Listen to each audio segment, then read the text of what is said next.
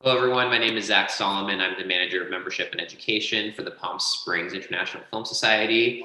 Thank you so much for watching The Human Factor. I want to thank Dror Moreh, the filmmaker and director of the film, for taking the time to talk to us today. And I want to thank Reshma Gopaldas for hosting the Q&A. Reshma, thank you so much. And thank you to all the members of the Film Society. And we hope you enjoyed it and stick around for the conversation. Thanks so much. I'm Reshma Gopaldas with SheKnows. And Dror, it is so lovely to speak to you again about The Human Factor. We spoke a few months ago in October, if you recall. And, you know, I think I told you this back then. What I loved about this kind of heartbreaking documentary is how you framed it. How right from the start, the first few moments, you said, this is about humans who have been hurt. And I think one of the negotiators said, we tried to ignore history and start fresh, which was acknowledging one of the biggest mistakes in all of these negotiations. And I believe Bill Clinton also said that neither side has a monopoly on pain or virtue. Yeah. So my first question is, what drew you to this topic? Like, why did you decide this is what you wanted to probably dedicate a lot of time to? Well, I'm first and foremost an Israeli, and the future of my country speaks volumes to me. And on the 4th of November, 1995 was my birthday. And at that date, Yitzhak Rabin was assassinated. This was the last moment of hope for me that there could be peace in the Middle East between Israel and its neighbors. And it was completely shattered at that day. And ever since then, we are on a road that goes downwards and with no hope. And, you know, I also knew that America has invested, the diplomatic corps of America has invested so much in that endeavor to reach peace between Israel and its neighbor, and it failed. And for me, I've read so many books about it, did The Gatekeepers, which was also about what happened inside those rooms. And I wanted to know from the professionals what happened there. Why did this effort came to such a sad ending, and where we have, no peace in sight as we speak now. So for me, it was just to understand what went inside the rooms and try to analyze it through their point of view. Okay, so it was from the beginning, it's been a very personal and passion project for you. So here's my question. You know, how long did it take you from when you first had the thought to do this to when you started filming? Well, it started, you know, it's an interesting anecdote. It started in Henry Kissinger's office, for which I was there with Dennis Ross for another project. And back then, it's really strange because, I mean, back then, Kissinger was summoned to give a testimony to the Senate Foreign Relations about what was going to be the Iranian nuclear deal. And strangely enough, we are now 4 years after, and the Iranian nuclear deal is coming back to the lights again because of the change of the administration in America, and everything speaks about it. So Kissinger was preparing himself for this testimony, and he said to me, Dror, sit outside, I want to speak to Dennis. And he started to ask him question, a Q&A with him about the prospect of the Iranian nuclear deal. And I was stunned by this kind of conversation. It felt to me like I was present in the White House to a conversation between the president, one of his advisors, and Kissinger agreed to be in what will be hopefully my next movie. But when I went down with Dennis outside the room, outside his office, I said to him, you know, I felt almost like being in the White House where a president speaks to his advisors. And then he said to me, you know, it's exactly what happens in the White House. You know, this is how it goes. And I said to him, you know, Dennis, you have been there all the time inside the room with the negotiating, with the partners, with the leaders. Would you agree to come to speak really about what happened inside the room with the negotiation to reach peace in the Middle East? And he said, let me think about it. And at the end, after one day, he said, yes, I will come and I will join and I will agree to do that. I don't think he knew what he was up to because, you know, with Dennis, I spent almost 35 hours of interviews with all the other members of what I have, the members of the negotiating team, each one more than, let's say, between 10 and 15 hours from each one. And with that, I started to compile the editing of the movie. So, okay, first of all, I like how you casually dropped. You're like, Kissinger might be in my next deal. So we're going to talk about your next project at the end. But I assume that you probably hired a researcher too, right? I mean, and if you didn't and you did it all on your own, don't tell me. I had few researchers, not one, few Oh, okay. researchers. First of all, you know, I needed the content. I needed to know what was told. So I had few researchers who really went into the books because each one of them wrote a book. So went through the books, kind of tried to build the narrative through that. And then I had bios, researchers who wrote bios for each one of the interviewees. So yeah, it was a long process of research and examining what I want to tell in the story. But by the Well, way, that's it. only when I got to the editing room, the movie emerged out. So my next question was going to be like, how did you decide that it would be from the negotiator's point of view? Because there's so many different stories that could have come out of this. Was there a moment when you were in that editing room where you're like, oh, here's the story? No, it's two different questions. The point of view of the negotiators was from the beginning because I wanted the professionals. I didn't want politicians, and I didn't want negotiators from the Palestinian side or from the Israeli side or the Syrian side because they have agenda. They have kind of narrative that they want to keep.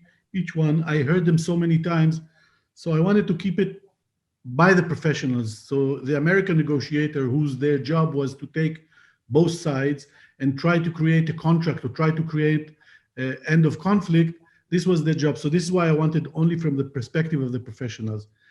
And then when we started the editing, what was very strong was the value of the human factor, the value of the relationships between the leaders and themselves, and how they build trust, how they manage to gap bridges or to try to create bridges between cultures, and how they didn't. Some of them didn't, some of them didn't manage to do that. Regrettably, some of them did. And that came out. The name of the movie, strangely enough, in the beginning was The Negotiators. And I remember one day I spoke with my wife, and she asked me, can you tell me a little bit of anecdotes from what you have? And I told her a few of the stories that we have in the movie, which everyone that watched. And she said, what can you tell me is describing those anecdotes? And I said, it's the human factor. And he said, it's about relationship between human beings. And then my wife said, this is the name of the movie. So did she get a producer credit? No, but Martina got a very, very big thank you at the end of the movie. Amazing. And actually that leads really perfectly into my next question.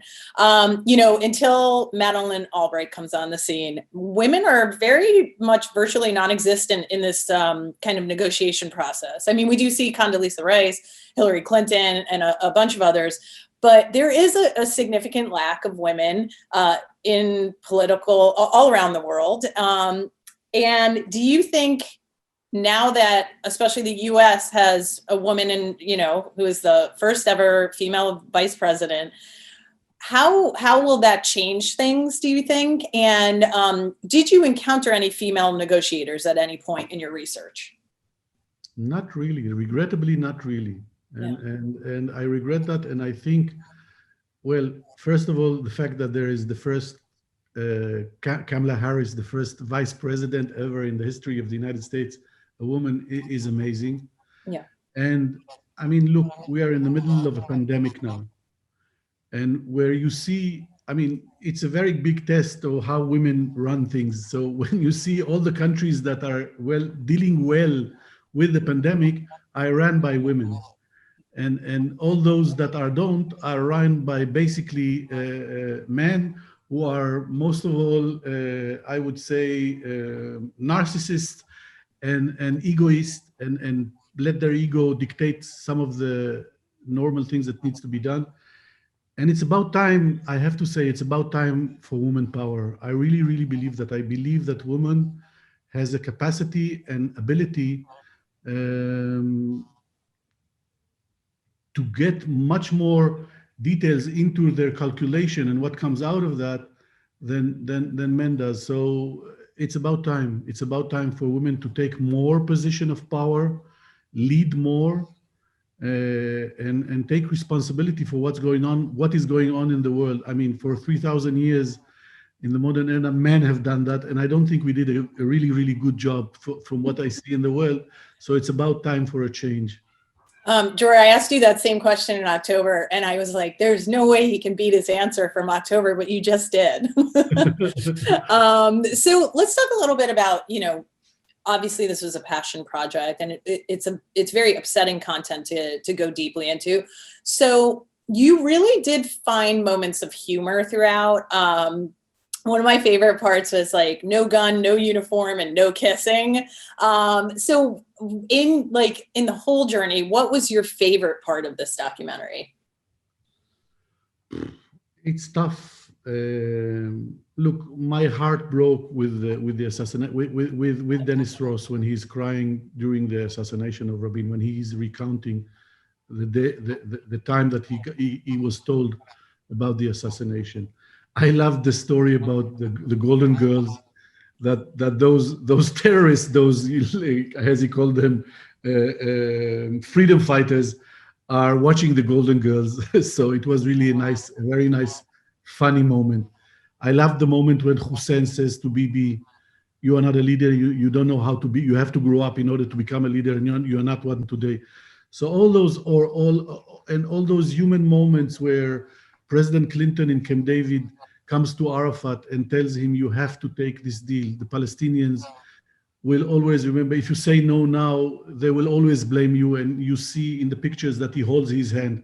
So this kind of human moments where you have, by the way, the amazing access to the White House photographer library, where all those amazing stories have also a visual representation. They were there, those photos come to life, and you see those amazing human moments between leaders, and themselves, and you see them come to life in front of you as a viewer. So all of those moments were really, really amazing. And the other anecdote is how they taught Clinton to shake hands with Arafat and hold him in bicep so he wouldn't get a kiss. So all those amazing moments were really, really nice. I have to say that was one of my favorites. I was just going to tell you, is when they're all practicing, like, oh my gosh, what if he tries to go in for the kiss and I have to like block him with my handshake, and the practicing of it. It's just so interesting because it's so human. And, referencing your Golden Girls, kind of reveal that like you humanized every single person in this, which is great. It's called The Human Factor. But I have a question for you. Did you go into this film and like the project in general thinking, oh, I'm definitely going to be more sympathetic to this side or this side? Did you have anything that kind of surprised you about this process? Well, I would say, as an Israeli, again, as someone who believed in peace, and when Prime Minister Barak went to Camp David and said, "I'm going to reach a peace deal now," and as an Israeli who believed that, I was completely taken by that. And when he came back and said there is no partner for peace, basically blaming Arafat, I believed him. And what changed in me during the work on this movie is that I know now that Barak was much more to blame for the collapse of what happened in Camp David than Arafat. And it came through the stories because, and you could see the personality of Barak and how he came to Camp David, what Clinton what he was not willing to do, and how he had his whole kind of way of thinking and way of doing things, negotiating with Arafat, and basically contributed a lot to the collapse of the process without understanding that Arafat needed much more than what was offered to him in Camp David. And for me, it changed the perspective because, I mean, when Barak came back to Israel, he shattered the peace camp in Israel by saying this, we don't have a partner. And understanding now that it wasn't the truth, that there was something else there, and understanding what really went on there. I'm not saying that Arafat didn't have blame. He also had the blame. But if you ask me now, who is the guilty, definitely Barak was more guilty than Arafat in the collapse of Camp David. Okay. So, you talked a little bit about, that powerful moment where Dennis got very choked up and he cried. I mean, that was, for me, probably one of the most powerful moments. And I wanted to ask you, like, I'd asked you, like, was there any other moment like that that was equally as powerful? And, you know, was Dennis surprised when he started crying on camera? Like, because it's a very vulnerable thing to do. Was that hard for him? Look, I think it was almost in the middle of a long interview with him. By the way, it was after I interviewed Henry Kissinger for the other project. It was funny. And he stayed there for his interview. And it was a long, and you know, I think, I believe in long interviews. I believe that, and with Dennis, I created a relations almost of friendship. I would say a friendship. Today we are really, really good friends. And you know, I went with him through this tense times before the assassination, where in Israel there was horrible demonstration against the peace process, calling Rabin a traitor, calling Rabin death, you know, shouting for his death, and he lived that. Dennis lived that, and what was you know, a month before the assassination, where the Oslo II agreement in the White House, where the nice story of Rabin and Arafat, where they sign, and then Rabin gives that speech, which he says, "You are almost a Jewish," to Arafat. So, you know, Dennis went through this kind of arc of emotions. And then, you know, I just asked him, can you tell me what happened in the 4th of November? And I let him speak, and it came from him. He probably lived it all over again. And you know, I just kept silent, just letting him experience or having that moment in front of me. Yeah. You know, as you were speaking, I thought of a question. If you had a chance to ask Rabin or Arafat one question each today, if that was possible, what would you ask them? Wow. I know. I was like, Wow. I wasn't sure if I should ask, but I would, Wow. you know, you put so much time into this that I think it would be valuable to know. I mean, look, at the time, knowing that he was dead, knowing that he died, that he was assassinated, I would not ask him. I would tell him, pay attention to the extreme right wings in Israel. Don't treat it lightly. This is dangerous. This is very, very dangerous. And the rabbis that called for his death, all those ultra-religious people that said he is worthy of death because he gives up the land of Israel, parts of the land of Israel. So I would alarm him to treat that more seriously. Yeah. And with Arafat, it's interesting. You know, my biggest question was, or is until today, what would have happened if Rabin would not be assassinated, and we would have a Camp David kind of summit to reach a peace deal between Arafat and Rabin? Would that have succeeded? So it's a question that I don't have an answer now. Okay. I don't know if Arafat has it in him to really make the sacrifices that were needed to do in order to reach a real peace deal, basically to give up the right of return of the Palestinian to the territories, to the Israel. And Rabin, I believe he had the guts. Arafat, I'm not sure. I feel the same way. I was just thinking that Camp David, I would have asked him, what would he have needed from everyone to make that happen? Because I feel like he also went in being like, I'm not doing this until I get exactly this. And there wasn't much negotiation there.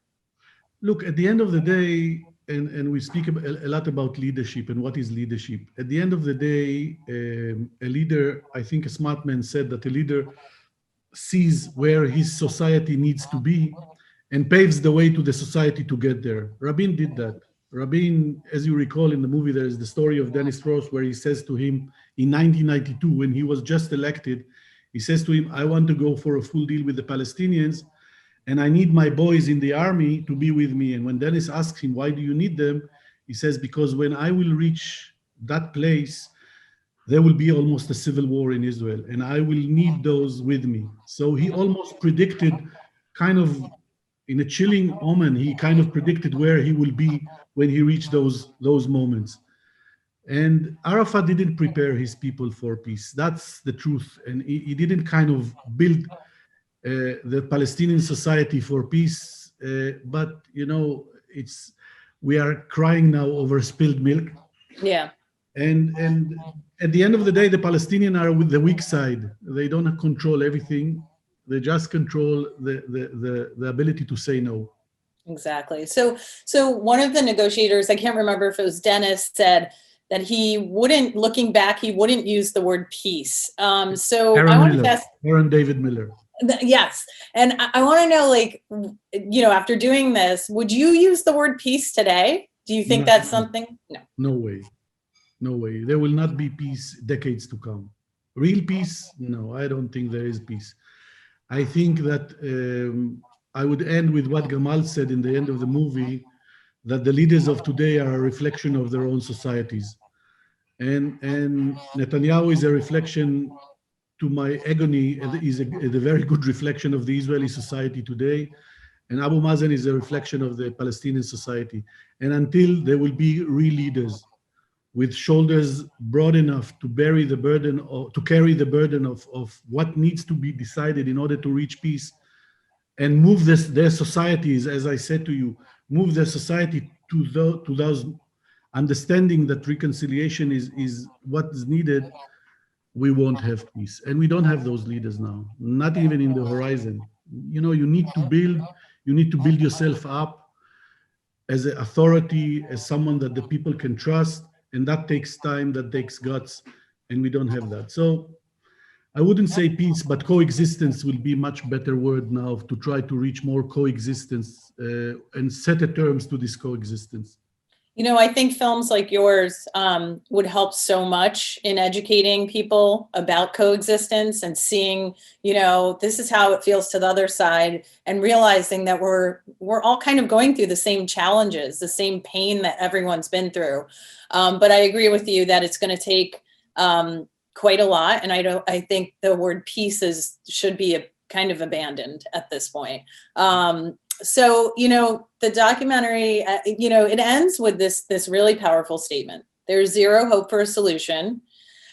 So I want to know from you, you know, when we talked a few months ago, we were both kind of nervous. Do you think there's zero hope? For a real peace deal, I think, yeah, now there is zero hope. I mean, look, between Israelis and the Palestinians, there will need to be a lot of sacrifices from the Israeli sides with territories, from the Palestinian side from dreams, and both of them deals with dreams. Yeah.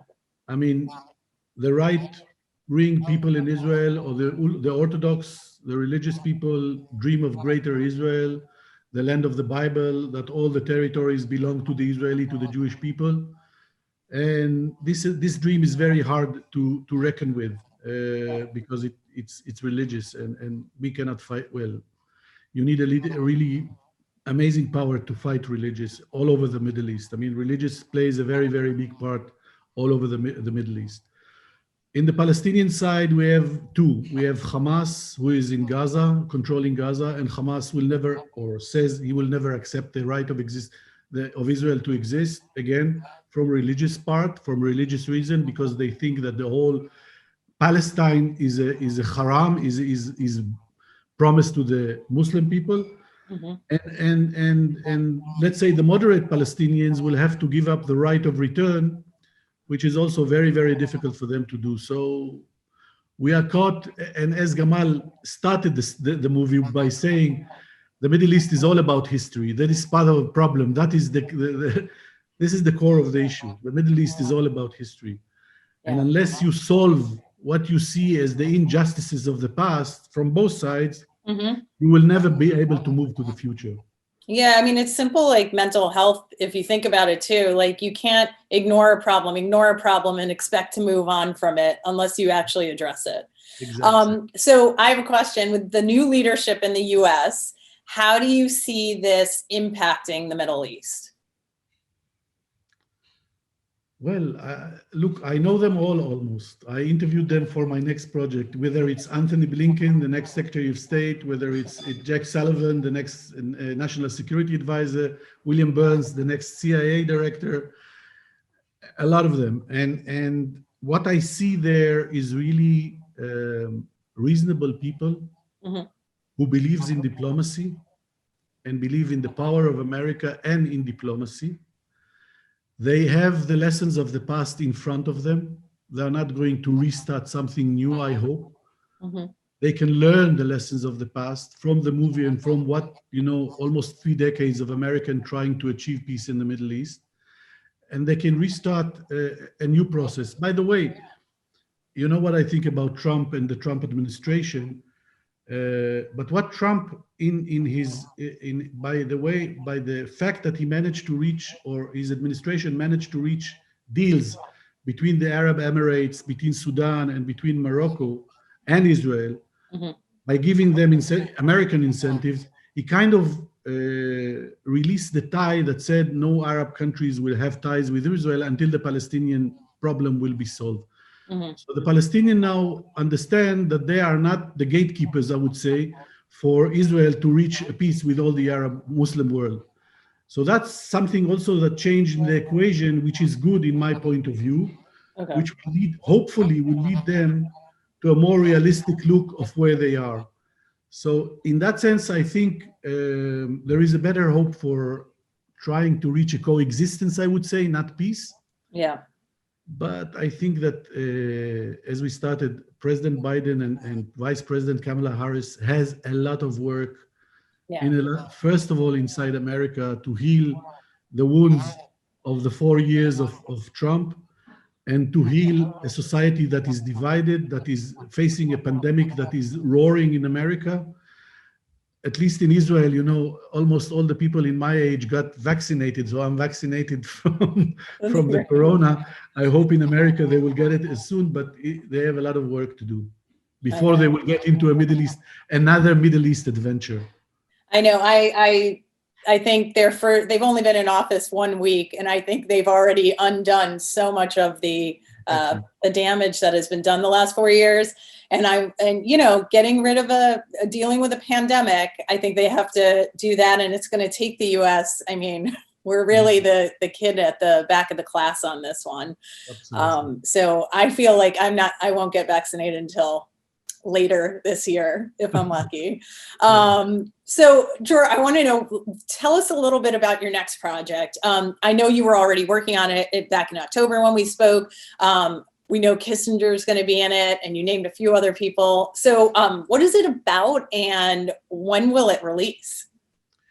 Well, it's now, I have a provisional title, which is called Corridors of Power. My wife rejects that title, but I'm struggling with her again. It tells the story of the unfulfilled promise of never again. After Second World War and the Holocaust, the world stood up and said, never again. We will never allow this thing to happen again. And I'm particularly interested from the 90s, when the collapse of the Berlin Wall, when America stood as the only superpower, and it happened over and over and over again and again and again. And I'm going back to those people who were in the office, inside the White House, inside the Situation Room, and asks them why. Why didn't they act in some cases? Why did they act in other cases? What was the issue inside the room for acting or not acting? It's a fascinating project, and it will be released, hopefully, I hope to finish the movie this year.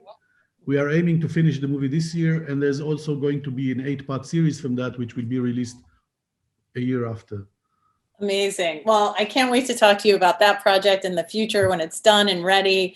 Thank you so much, Dror. The Human Factor is an amazing look at the Middle East conflict, and it's something that I now have watched like 2 or 3 times. And, I discover something new each time, and it is a beautiful look at human nature, and also quite devastating. Dror, thank you so much. Thank you again. It was a pleasure to be with you, and I hope to meet you again in the future. I know. I hope we actually get to do one of these live, right? Yeah, hopefully next time.